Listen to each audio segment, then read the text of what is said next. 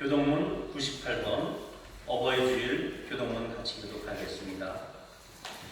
내 부모를 공경하라. 그리하면 내 하나님 여호와가 네게 준 땅에서 내 생명이 길리라. 내 아들아, 네 아비의 훈계를 들으며 네 어미의 법을 떠나지 말라. 이는 내 머리에 아름다운 관이요 내 목에 금사슬이니라. 너를 낳은 아비에게 청종하고 네 늙은 어미를 경히 여기지 말지니라. 내 부모를 즐겁게 하며 너를 낳은 어미를 기쁘게 하라.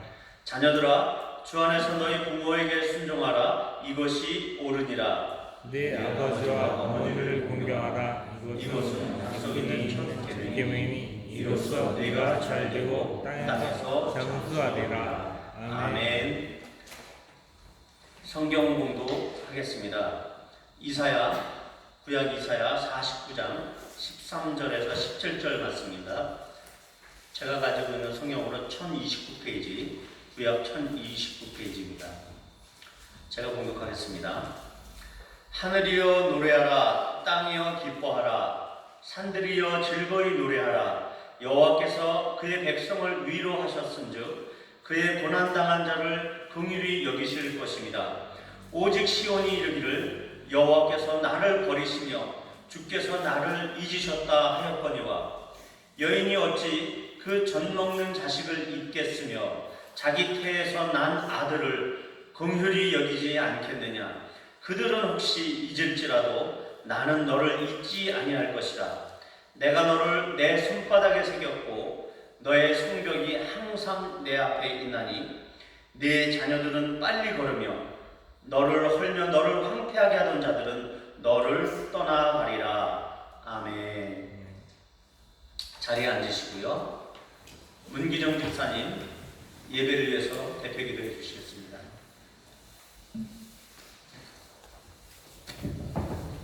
할렐루야. 주님, 이 귀한 자리에 저희들을 불러주시고 이처럼 무릎으로 기도할 수 있도록 허락해 주신 이 은혜 감사드립니다. 아멘. 아버지, 저희들은 나만 생각하는 자가 되었음을 고백드립니다. 물질에 얽매였으며 권력에 얽매였으며 세상에 내 이름을 올리기 위해 급급하였던 지난날을 아버지 용서하여 주옵소서. 세상 것에 얽매였습니다. 좌로우로 치우치며 살았습니다. 나에게 무엇이라고 나의 이름을 높이기 위해서 남들에게 상처 주며 남들에게 눈물을 흘릴 때가 너무나 많았음을 이 자리를 통하여 다시 한번 용서를 비는 주님께 용서를 빕니다. 아버지, 제가 죄인이었음을 고백드립니다. 죄인 중에 괴수였음을 고백드립니다. 나만 알고 있는 죄악들이 너무나 많음을 이 자리를 통하여 고백드립니다. 아버지, 용서하여 주옵소서. 아버지, 용서하여 주옵소서. 아버지, 입술로만 부모에게 잘한다, 부모에게 효도한다 외치던 지난날에 있었음을 고백드립니다. 아버지, 용서하여 주옵소서. 아버지, 용서하여 주옵소서. 땅의 영광을 위하여 살았음을 다시 한번 고백드립니다. 아버지, 다시금 용서하여 주옵소서. 아버지, 이 시간 주님께서 다시금 일어날 수 있도록 저에게 힘을 허락하여 주옵소서. 아멘. 땅의 영광이 아닌 하늘의 영광을 위하여 아멘. 작은아마 한 발 한 발 뛸 수 있도록 주여 축복하여 주옵소서. 아멘. 아무리 더딘 발걸음이 될지언정 주님께서 잡아주시고 붙잡아 주심을 알고 한 걸음 한 걸음 나아가게 주여 허락하여 주옵소서. 눈에는 아무것도 보이지 않지만은 내 마음에는 아무것도 와닿지 않지만은 아버지께서 바람을 불어 자로우로 불어주신 것처럼 나의 마음속에 악하고 더러운 것들을 훅 하고 불어주셔서 토설케 하여 주시고 아버지, 그 마음속에 주님께서 귀한 사랑으로 귀한 돌봄으로 아버지 채워 주옵소서. 그리하여 한 발짝 주님께 나아갈 수 있도록 주여 축복하여 주옵소서. 아버지, 사랑하는 주님께서 시흥 땅에 이 산골교회를 허락하여 주셨습니다. 우리 사랑하는 산골교회가 아버지 말씀에 순종하는 자들이 하여 주옵소서. 아버지, 혹여나 마음속에 악하고 더러운 것들이 있다면 이 시간 다시금 토설케 하여 주시고 우리 산골교회 모든 교인들이 한 마음으로 주님을 섬길 수 있도록 허락하여 주옵소서. 그래야 이 땅에 이 지역사회 진정으로 소금과 빛의 역할을 감당할 수 있는 귀한 교회 될 수 있도록 아버지 축복하여 주옵소서. 아버지 적은 숫자가 모였습니다. 그러나 숫자에 연하지 않도록 허락하여 주시고 진실로 주님의 자녀들을 진실로 주님의 제자들을 양육하는 귀한 교회 될 수 있도록 주여 축복하여 주옵소서. 행동하게 하여 주옵시고 본이 될 수 있는 귀한 교회 될 수 있도록 허락하여 주셔서 아버지를 찬미하며 찬송할 수 있는 귀한 교회 될 수 있도록 아버지 축복하여 주옵소서. 사랑하는 주여, 단 위에 서신 우리 전도사님을 아버지 축복하여 주옵소서. 주님의 말씀을 들고 섰습니다. 아버지 선포되는 그 순간마다 우리의 가슴 속에 깊이 새겨질 수 있도록 허락하여 주옵시고 그 깊은 울림이 저희가 행동하는데 행해나 방해되지 않도록 허락하여 주시고 그 기쁨의 귀한 마음들이 저희의 행동으로 옮겨질 수 있도록 주여 축복하여 주옵소서. 아버지 보이지 않는 곳에서 한 사람 한 사람이 주님을 향하여 기도하며 아버지의 전들을 가꾸고 있습니다. 이 전이 진실로 주님께 영광 올리는 귀한 전이 될 수 있도록 주여 축복하여 주옵소서. 온전히 주님께만 영광 올릴 수 있도록 허락해 주심을 감사드리며 살아계서 역사하시는 주 예수님 이름으로 기도드립니다. 아멘.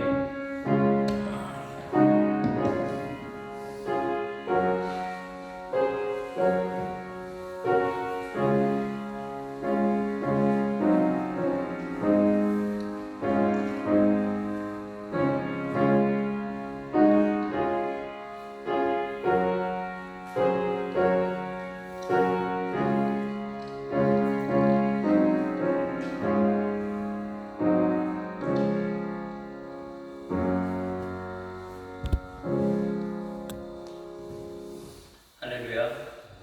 우리 옆에 있는 분들께 항상 감사하라, 범사에 기도하라, 쉬지 말고 기도하라. 한번 따라해 보실 수 있어요? 제가 이걸 적용을 해봤거든요. 다 못 따라하더라고요. 바꿔봤어요. 그랬더니 우리 줄여서 옆에 있는 분들께 항상 기뻐합시다 이렇게 한번 같이 고백하겠습니다. 바라보시면서 항상 기뻐합시다. 네. 아침에 보니까 천 목사님이 인상이 좀 안 좋으신 것 같아요. 그래가지고 항상 기뻐합시다 했더니 씩 하고 웃으시더라고요. 예, 항상 기뻐하는 저와 여러분 됐으면 좋겠습니다. 예, 오늘 이 말씀은요, 예수님이 오시기 전에 한 600년 전, 그러니까 지금으로부터 한 2600년 전에 이야기를 기록하고 있는 것이에요. 그 예루살렘, 지금 있는 예루살렘이랑 똑같아요. 그 이스라엘 땅이 예루살렘 땅이 완전히 황폐하게 됐어요. 그 성벽이 무너지고 성전, 하나님을 예배하던 그 성전이 완전히 돌 하나도 남지 않고 완전히 부서지는 그런 그 처참한 상태가 됐던 거죠. 하나님을 예배하고자 했던, 그리고 하나님이 자기의 하나님이고 그 이스라엘 민족의 하나님이기 때문에 이 하나님을 우리가 모시고 있으면 우리는 절대 어떤 적들로부터도 우리는 보호받을 수 있을 것이다 라고 이렇게 장담했던 그 이스라엘 민족들이 하루아침에 완전히 무너지고 쫓겨가고 포로 생활을 하게 됐던 거죠. 그래서 70년 동안 포로 생활을 하고 이제는 하나님께서 다시 부르시겠다. 그래서 모든 이방 땅 가운데서 내 자녀들을 다시 모으시겠다라고 하는 이 구절이 오늘 읽은 말씀이에요. 그래서 황폐되었던 예루살렘과 이스라엘이 다시 회복되고 있는 그림들을 보여주고 있는 것입니다. 이것은 이제 도저히 있을 수 없는 일이었죠. 포로로 잡혀갔던 그 바벨론 땅에서 70년 포로 생활을 하다가 자신들이 돌아갈 것에 대해서 아무도 생각을 못하고 있었는데 이 고레스 왕이라고 하는 페르시아 왕이 들어서면서 바벨론을 무찔러버리고 이 고레스 왕이 이 이스라엘 민족들을 다시 돌아가도록 칙령을 내리게 됩니다. 그런데 이 모든 것들은 하나님의 그 계획 가운데 역사의 주관자 되시는 그 하나님께서 실행한 것이죠. 이방의 왕이지만 나의 종으로서 그를 사용하시면서 그가 자기의 백성들을 다시 예루살렘 땅가로 땅 가운데로 보낼 것이다라고 하는 것을 이미 예언을 하고 있었고, 그것이 오늘 실천되고 있는 것을 보여주고 있는 것입니다. 시온을 향해서 그래서 그의 백성들이 다시 사방에서 몰려올 것이다라고 하는 이 예언의 기록이 오늘 나와 있는 말씀이죠.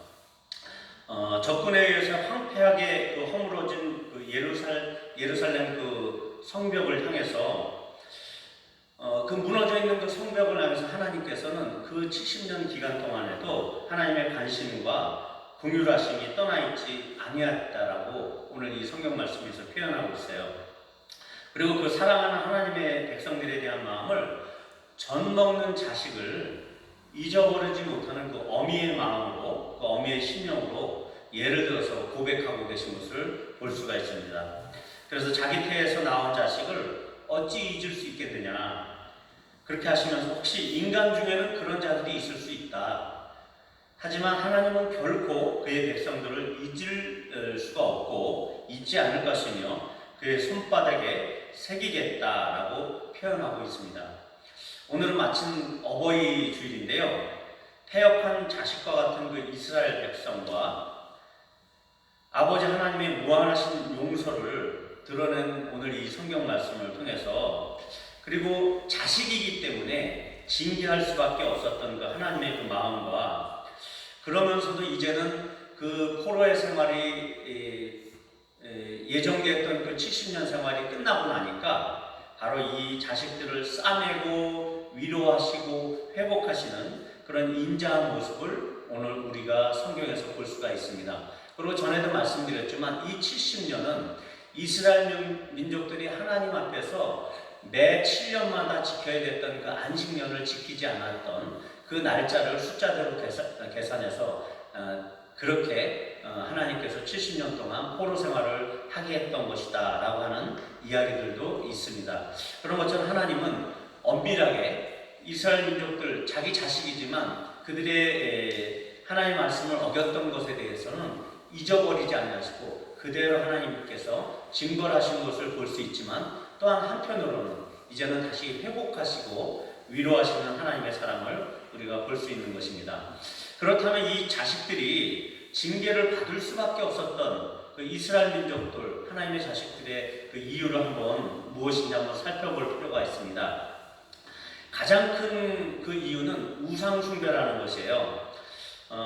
그 이스라엘 사회가 사회적으로 약자인 고아와 또한 과부들을 돌아보는 어떤 이런 사회 정의가 무너졌고, 불의와 고리대금을 한다든지 이런 그 하나님이 원하시는 그 사회적인 풍토들이 판을 치게 되니까 어떻게 보면 하나님께서는 그런 상태에서 심판을 내리신 것일 수도 있지만, 하나님께서는 그런 것들보다는 하나님 아버지와 자식된 그 이스라엘 그 관계 가운데서 그 관계에 있어서의 어떤 직접적인 문제 때문에 하나님께서 징벌을 내리신 것은 아닌가 이렇게 생각이 됩니다.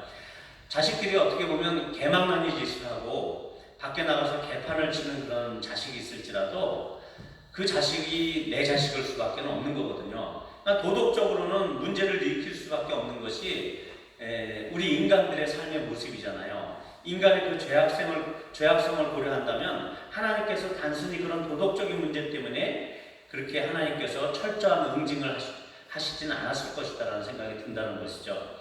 소돔과 고모라 같은 아주 극한 죄악 가운데 있을 때라도 하나님께서는 오래 참고 인내하셨던 분이시잖아요. 그럼에도 불구하고 하나님께서 이렇게 이스라엘 민족에게 손을 대신 것은 바벨론이라고 하는 그런 이방의 난폭한 민족을 통해서 하나님께서 손을 대신 이유는 하나님과 이스라엘 민족 가운데 어떤 관계의 문제점이 있었다는 것이죠. 바로 그것이 우상숭배의 문제입니다.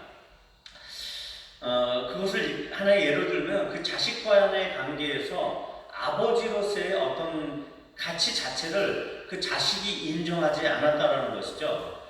그리고 아버지가 나를 낳지 않았다, 혹은 당신이 내 아버지가 아니라고 한다면, 그러니까 하나님 아버지 당신이 내 아버지가 아니다 라고 하는 그런 태도를 보인다고 하면 하나님께서 한번 제대로 매를 주셔야 되지 않나 하는 그런 상태까지 됐다라는 것이죠.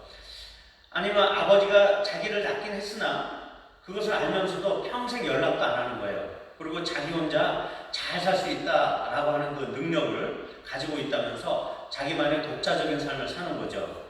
그리고 혹은 어떤 다른 돈 많은 아버지가 있어가지고 그를 양구로 삼는 거예요. 그리고 나서 거기에 불 붙어가지고 그렇게 자기가 편하게 살려고 하는 그런 인간적인 욕심 때문에 그 자식도 한 번도 하나님을 찾지 않는 그런 상태를 비유로 들 수도 있겠죠. 그런데 이스라엘 백성이 바로 그런 짓거리들을 하고 하나님 앞에서 살았다는 것입니다. 하나님께서 그 손에 새길 정도로 그들을 사랑하셔서 낳은 자식들인데 하나님을 아주 무시하고 살았다는 것입니다. 결국은 참다 못해가지고 하나님의 징계가, 그러니까 이런 징계는 그럼에도 불구하고 그들을 너무 사랑하셔서, 그리고 그 사랑의 질투 때문에 내리신 징계라는 것이죠. 그래서 하나님, 그분은 영이시잖아요. 눈에 보이시지 않잖아요. 하지만 그들이 성전 안에서 하나님을 예배한다고 예배의 형식을 갖춰서 예배를 드렸잖아요. 하지만 그들에게는 영이신 하나님 앞에서 그 영적인 하나님을 뵐 수 없었기 때문에 그들의 눈을 다른 데로 돌렸다는 것입니다. 우리의 영적인 생활을 통해서 하나님께서는 영광을 받으시고 기뻐하시는 것이잖아요. 자기의 자녀들이 자기에게 나와서 하나님께 얼굴을 비치는 것, 그 다음에 그 아버지 하나님의 이름을 부르는 것, 어려운 일이 있으면 도와달라고 하고 기쁜 일이 있으면 감사하다고 하면서 하나님을 찾는 그 자체를 하나님께서 흐뭇해 하시고 자신이 낳고 창조하신 그 자식들에 의해서 한량없는 기쁨을 느끼시는 거죠. 그냥 내 앞에 나오는 것 자체가 좋다라는 것이죠. 그래서 그것을 통해서 더욱더 우리에게 복을 주시려는 하나님의 계획이십니다. 그런 자식들의 행위가 바로 예배라는 형식을 통해서 우리의 예배처럼 드러나고 있는 것입니다. 육신을 입은 인간들에게는 형식적인 절차를 통해서 예배의 마음을 담게 하셨어요.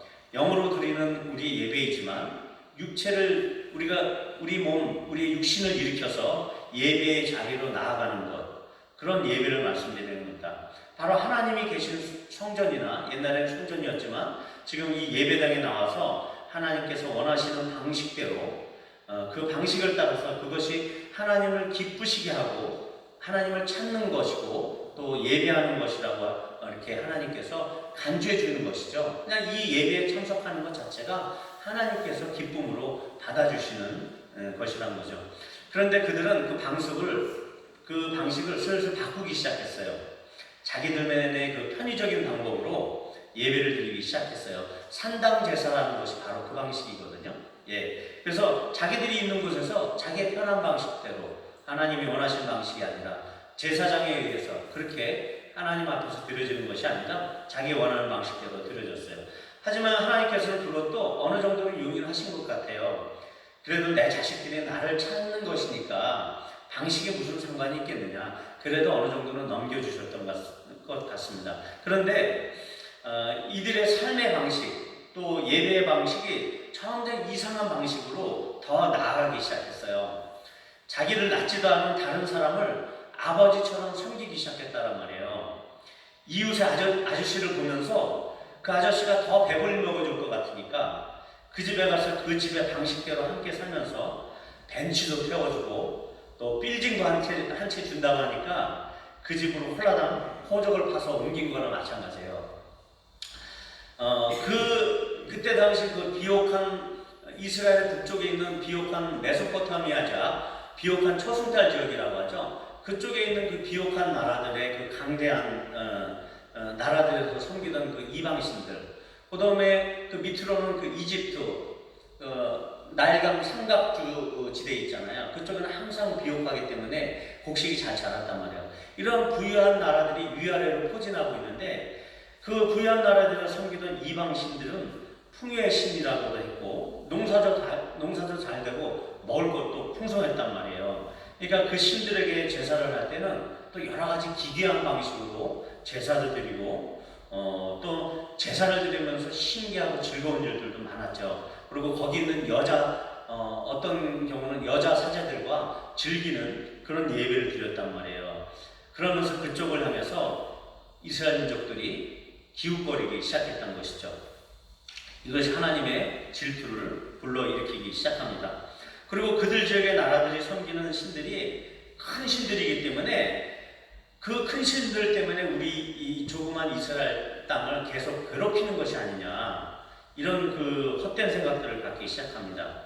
그들의 번영과 자신들의 괴로운 처지를 비교하면서 더 좋은 것을 줄 것 같은 그 풍성한 그 풍요의 신들을 따라가기 시작하는 것입니다. 급기야 그들은 하나님을 예배하기 위한 그 장소인 거룩한 성전인 그 성전 안에서 몰래 이방의 신들의 그 버러지 우상 같은 것들을 갖다 놓기 시작했고요. 그 다음에 태양신을 섬기기 시작했습니다. 이것이 에스겔서에 나와 있는 그때 당시 이스라엘 민족들이 그 하나님이 이 바벨론을 통해서 무너뜨린 그 성전을 무너뜨리기 전에 그 상태를 바로 표현하고 있는 상태인 것입니다. 아버지로서 하나님의 그 자존심이 완전히 구겨지는 상태죠. 그러나 하나님께서는 여러 선지자들을 통해서 그들의 잘못을 계속 지적하고 돌아와라 제발 이 자식들아 하고 이렇게 하소연하고 있는 것처럼 좀 돌아오라고 얘기를 하고 있었던 것이죠. 그럼에도 불구하고 그 귀에다가 말뚝을 박았는지 이들은 결국 하나님의 경고를 그 경고의 말씀에 귀 기울이지 않고 하나님의 심판을 받게 된 것입니다. 그들이 하나님을 잘 섬길 때는요, 부강한 나라가 된 적도 있었단 말이에요. 그래서 다른 주변 나라들이 그들을 괴롭히지 못할 때가 있었거든요. 그것에 대해서 이들이 자만심을 가질 때도 있었고, 어떤 경우는 아수르와 같이 그들이 섬기는 그들이 섬기는 신이 아주 우수하다고 이들은 생각했거든요. 그래서 아수르 민족들이 침공한 그 모든 나라들마다 그들의 신들을 섬길 것을 강요를 했단 말이에요. 그래서 무자비하게 그 주변 국가들을 침략했을 때도 이스라엘 민족 같은 경우는 하나님께 의지하고 회개하면서 다시 한번 그 아수르 군대들을 하룻밤 만에 18만 5천 명을 하룻밤 만에 죽이시는 그러한 역사를 체험했단 말이죠. 지금 그때도 말씀드린 지금 코로나19 사태처럼 하나님의 천사들이 와서 그들에게 전염병으로 하룻밤 만에 18만 5천 명을 죽여버릴 수 있었던 그런 사건들도 있었죠. 이스라엘 민족들이 이런 것들을 다 경험했어요. 그럼에도 불구하고 그렇게 하나님께서 그렇게 농사도 잘 되고 부유한 나라들이 있는 곳에 하나님께서 애초부터 이스라엘 민족들을 왜 세우지 않았을까요? 예. 지리적으로 그 부유한 강대국들 사이에서 그 조그만 그 이스라엘 나라를 두심으로 해서 위에서 치고 아래에서 치는 그런 위치적인 그런 상황 가운데 두신 것은 하나님을 전심으로 찾도록 하시는, 어떻게 보면 하나님의 축복이 그 안에 담겨 있었던 것이에요. 이스라엘 민족들이 연약하고 이스라엘 민족들 가운데 대부분이 사막 지역인데 그럼에도 불구하고 하나님께서는 젖과 꿀이 흐르는 땅이다 그러면서 그쪽으로 내모신 거란 말이에요. 그게 말이 안 되잖아요. 그럼에도 불구하고 하나님께서는 그 사막과 같은 땅을 젖과 꿀이 흐르는 땅이라고 이야기하고 있었다는 것이죠. 참 이런 거짓말 같은 이야기를 하나님께서 하고 계셨단 말이에요. 그럼에도 불구하고 하나님은 황무지를 초장으로 바꾸실 수 있고 사막을 물된 동산처럼 아주 풍요하게 바꿀 수 있는 절대 능력의 하나님, 창조주이신 그 하나님의 권능을 그 이스라엘 민족들이 믿기를 바랬단 말이에요. 그래서 결국은 이들이 하나님이 주시는 그 축복을 누리기를 바랐다는 것이죠.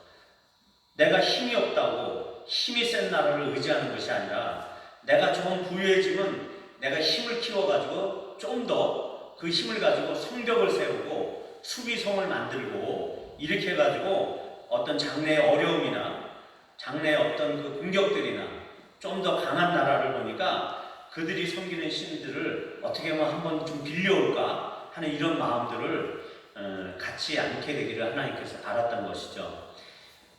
이런 모든 생각들은 힘의 논리가 그들의 신이 되어버린 상태를 보여주는 상태를 이야기하는 것입니다.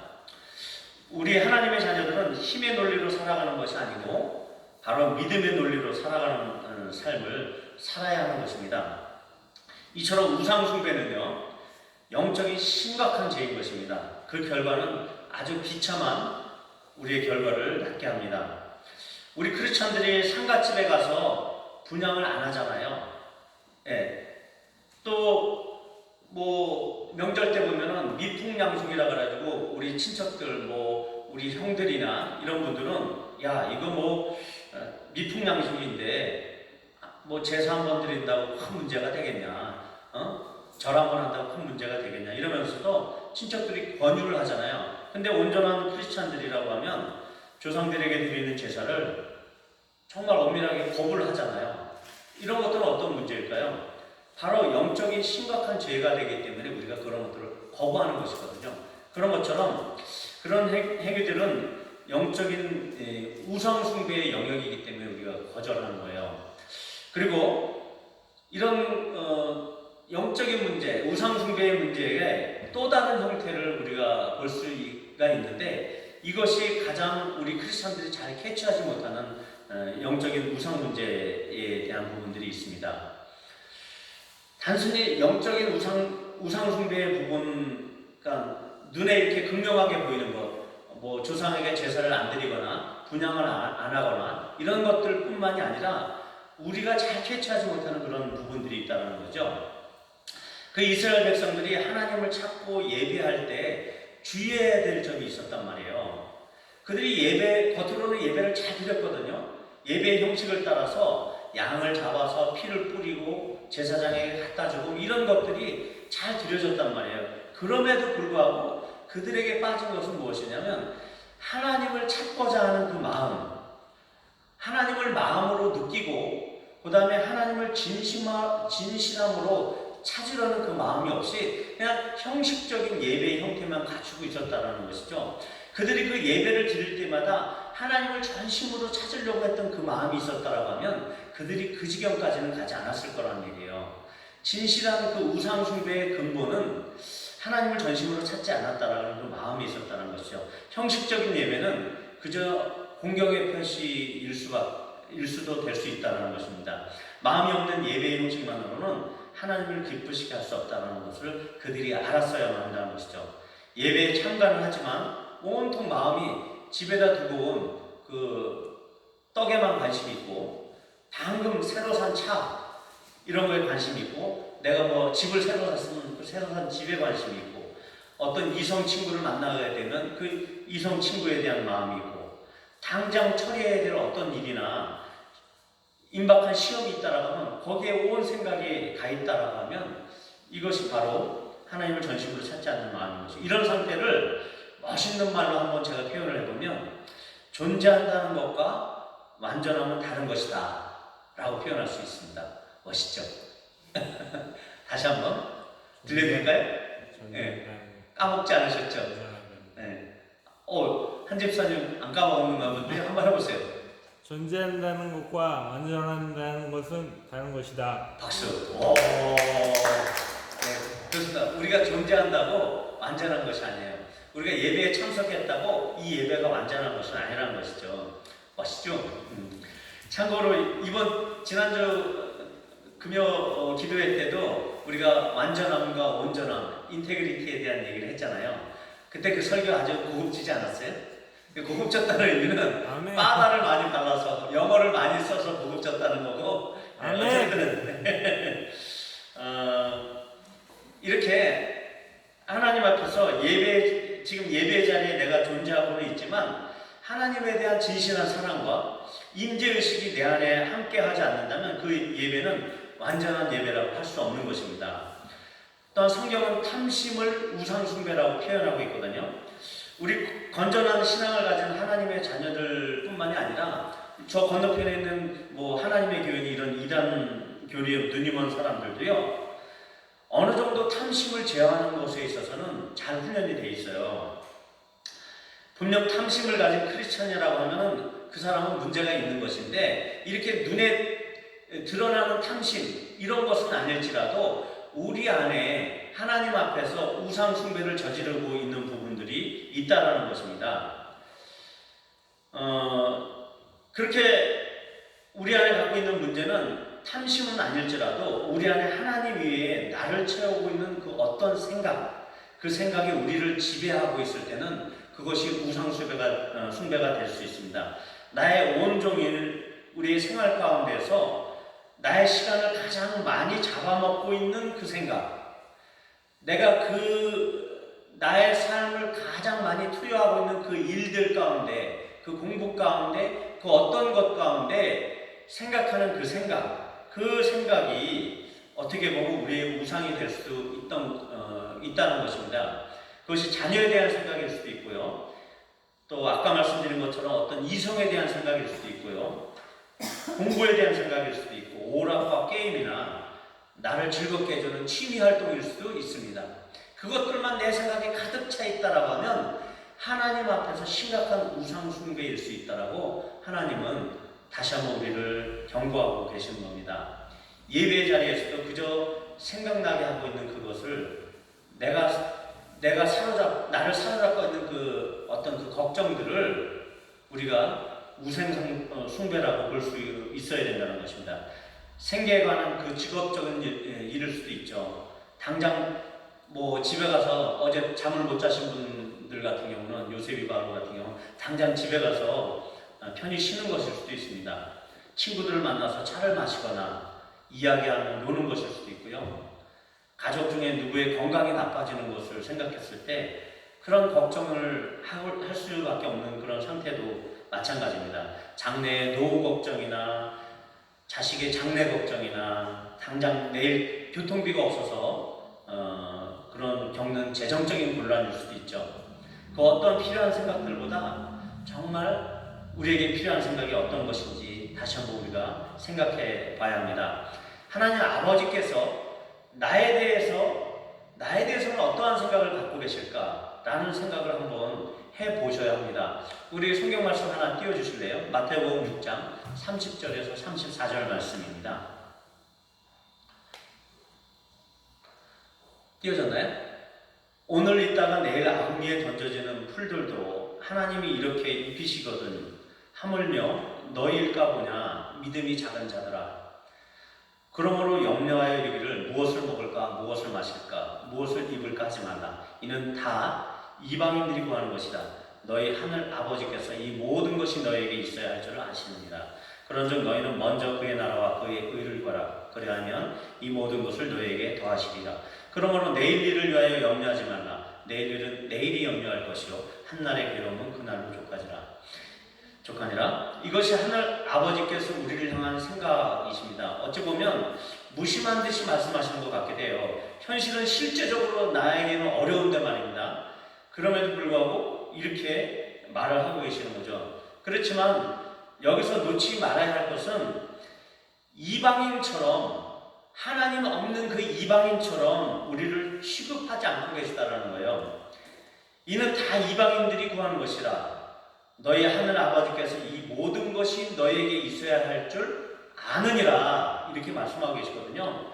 영적인 우리 아버지는 우리를 안 보시는 것 같고, 정작 제사를 드리러 갔지만 그곳에는 예배의 형식만 있고 하나님은 안 보이는 것 같고, 우리에게 관심이 없는 것 같고, 또한 우리 또한 그가 안 보이는 것 같아가지고 그렇게 우리가 형식적인 예배를 드리고 가지만 분명히 알아야 될 것은 우리 하늘 아버지는 이미 우리의 모든 생각을 다 알고 계시다는 것입니다. 그리고 그 가나안의 젖과 꿀을 우리에게 주시겠다라고 여전히 말씀하고 계세요. 사막과 같은 우리의 신령과 우리의 이 경제적인 생활 가운데서도 젖과 꿀을 주시겠다고 지금도 이야기하고 계시는 거죠. 어떻게 보면 이율배반이잖아요. 우리 현실은 아직도 괴롭고 배고픈데 하나님은 젖과 꿀을 주시겠다고 아주 뻔뻔하게 우리에게 얘기하고 있는 것입니다. 하나님이 태초부터 어떠하신 분인지 성경의 수많은 사건 속에서 그분을 우리에게 나타나시고 계세요. 믿음의 눈으로 그것을 바라보면 그것이 얼마나 실현 가능하고 그분의 입장에서는 아주 쉬운 일인데도 불구하고 우리는 그 믿음을 사용하고 있지 않다라는 것을 성경을 통해서 볼 수가 있습니다. 우리는 영적인 아버지를 향한 태도를 영적인 자세로 해결을 해야 되는데 육신의 것에 붙들려서 하나님을 계속 육신 속으로 우리가 끌어들이고 있는 행태를 행하고 있는 것입니다. 그것이 바로 우리의 또 다른 우상숭배의 형태이고 그것이 바로 우리가 갖고 있는 생각의 모든 초점이 바로 우상숭배를 향하고 있다는 것입니다. 우리는 우리의 육신의 생각으로 영적인 아버지의 위치를 지금 대신하고 있는 것입니다. 그것은 아주 배은망덕한 행실에 속하게 되는 것이죠. 영적인 아버지는 우리의 육적인 예배의 형식뿐만이 아니라 영적인 우리의 행위를 통해서 공경을 받으실 수 있다는 것을 기억하시기 바랍니다. 기도와 말씀과 예배 이것 말고는 하나님께서 우리에게 더 요구하시는 것이 없습니다. 그 이상 요구하시는 것이 있으세요? 없어요. 돈을 더 벌어다가 헌금하라는 분이 아니에요. 가정의 화목을 깨가면서 네가 종교적인 사람이 되라고 얘기하시는 분도 아니거든요. 교회의 열심당원이 되라고 우리를 내모시는 분도 아니라는 말이죠. 오직 하나님을 찾고 만나는 그 자리, 즉 그분과 교제의 그 영적인 도구인 기도와 말씀과 예배의 자리로 오라는 것밖에 하나님께서 요구하시는 것이 없어요. 그리고 그곳에 벌써 와서 우리를 기다리고 계시는 그 하나님의 그 임재를 누리라는 것입니다.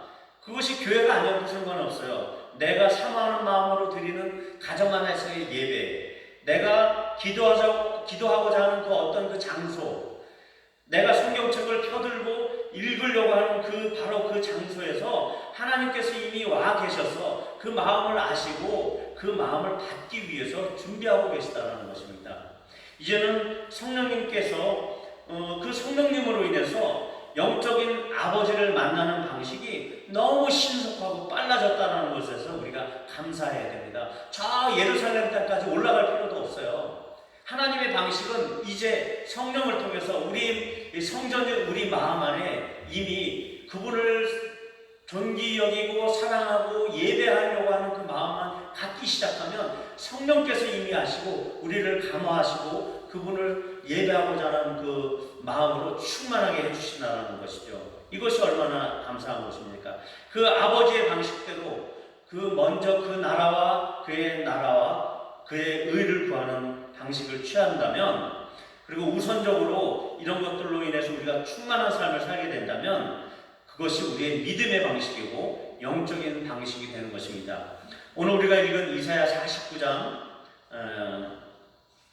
그 말씀은 이사야서의 42장부터 43장까지 등장하는 여호와의 종에 대한 노래가 나오는데 네 가지 여호와의 종에 대한 부분들이 나오는데 두 번째 여호와의 종에 대한 이야기를 하고 있는 것입니다.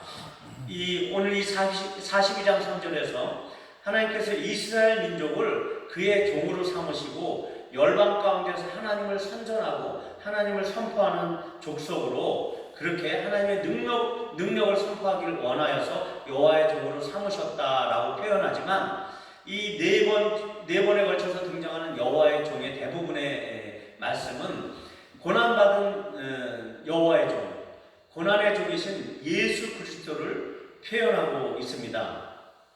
그래서 그 교차적으로 이 야곱의 지파를 다시 일으키실 여호와의 종, 그 다음에 남은 자를 다시 그 바벨론 포로 생활으로 돌아오게 하실 그 여호와의 종, 이방의 빛이 되어서 구원을 온 세계에 베푸실 수 있는 그 사역이 가능한 그 하나님의 신실하고 고난받는 종인 바로 그 다른 어떤 존재를 지금 발표하고 있는 구절들이 바로 여호와의 종에 대한 구절들인데요.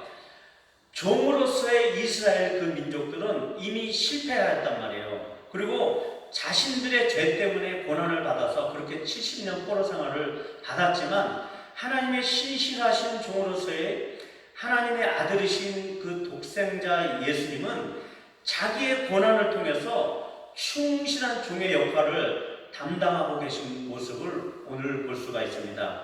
실패한 이스라엘을 다시 아버지께로 돌리시는 그 고난받는 종의 모습으로 우리에게 오늘 나타나고 계십니다. 어버이 주를 오늘 우리가 맞아서 우리가 감사한 사실은 하나님께서 우리에게 주신 그 부모님은 하나님의 큰 선물이라는 것입니다. 그러나 하나님께서 우리에게 주신 그 부모님보다 더 큰 선물이 있어요. 그것은 잃어버린 자식을 아버지께로, 그 다음은 잃어버린 그 자녀의 마음을 다시 아버지께로 돌리시는 그 고난받는 종, 하나님의 종 예수 그리스도를 우리에게 주셨다는 사실입니다. 이는 다른 말로 얘기하면 하나님께서 그 자신을 우리에게 주신 것이다라고 말할 수가 있는 것이에요.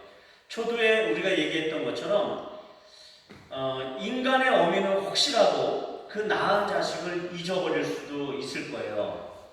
그 사람의 어떤 정신적인 문제가 있다거나 아니면 깊은 트라우마 때문에 그 사실들을 잊어버릴 수도 있겠지만, 자기 아들 독생자 예수를 통해서 그 해산의 고통을 통해서 낳으신 우리들을 하나님께서는 결코 잊어버릴 수가 없기 때문에 그 손바닥에 우리의 이름을 기록하고 계신 것입니다.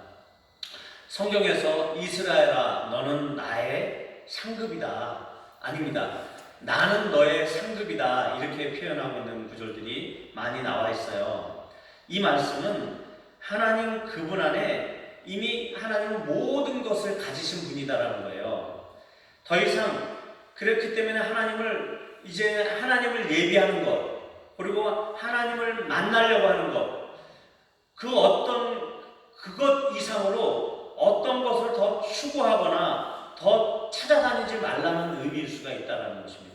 하나님 그분만 찾으면 내가 너의 상급이고 내 안에 모든 것이 있기 때문에 네가 우선적으로 나와 나의 나라를 먼저 그의 나라와 그의 나라를 추구하면은 내가 이 모든 것을 너에게 줄 것이다라는 것을 표현하고 있는 말이죠. 그러나 이 모든 것을 하나님께서 다 주실 수 있다는 것과 그러실 능력이 충분한 아버지임을 우리가 믿어야 된다는 것입니다. 성경이 이런 일들에 대해서 한두 번 기록하고 있는 게 아니잖아요. 하나님을 믿을 때 일어났던 엄청난 기적들을 생각을 해보세요. 그렇기 때문에 우리는 너무 애쓰지 말아야 됩니다.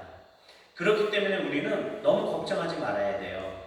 하나님은 온 세상의 부와 모든 존귀를 그분이 소유하고 계신 분이기 때문에 그 하늘 아버지가 우리의 아버지이시기 때문에 우리는 너무 애쓰면 안 돼요. 우리가 하나님을 그런 진짜 아버지로 모시지 않고 있었다는 것을 우리는 통탄해야 합니다. 이 권리와 이 놀라우신 하나님의 축복을 우리가 누리지 못하고 있었던 것에 대해서 우리가 통탄해야 되고, 이 일을 바로 우리가 회개해야 하는 것입니다. 자기를 낳아주신 부모를 모르듯이 취급하는 그런 모습처럼 하나님의 그런 모습을 통해서 하나님께서 그 하나님의 자존심이 얼마나 상하셨을지 우리가 좀 헤아려 보는 시간이 됐으면 좋겠어요. 어리석은 그 자식들 때문에 얼마나 그의 자존심이 구겨져 있었는지 우리는 하나님 아버지의 마음을 좀 헤아려 봐야 합니다. 그렇게 하나님의 마음을 잘 헤아렸다고 하면은 이제는 아버지와의 그 영적인 만남을 날마다 우리의 삶에서 사모하고 추구해야 하는 것입니다. 우리가 이렇게 육신으로 드리는 예배이지만 우리가 노래하고 그분의 이름을 찾을 때, 찬송하고 기도하고 그분의 이름을 찾을 때 하나님께서 분명히 우리 가운데 임재하시고 계시다는 것을 우리가 믿듯이 우리의 삶의 모든 영역에서 하나님 그분을 아버지로서 친밀하게 사모하고 추구하는 그 일들이 삶의 현장에서 날마다 일어나야 되는 것이고, 그것이 하나님을 아버지로서 온전히 공경하고 섬기는 우리의 자세라고 보여집니다. 우리가 하나님을 섬긴다 하면서도 하나님의 것이 아닌 육신의 생각으로 가득 채워져 있었다라고 하면 그것은 심각한 우상 숭배였던 것입니다.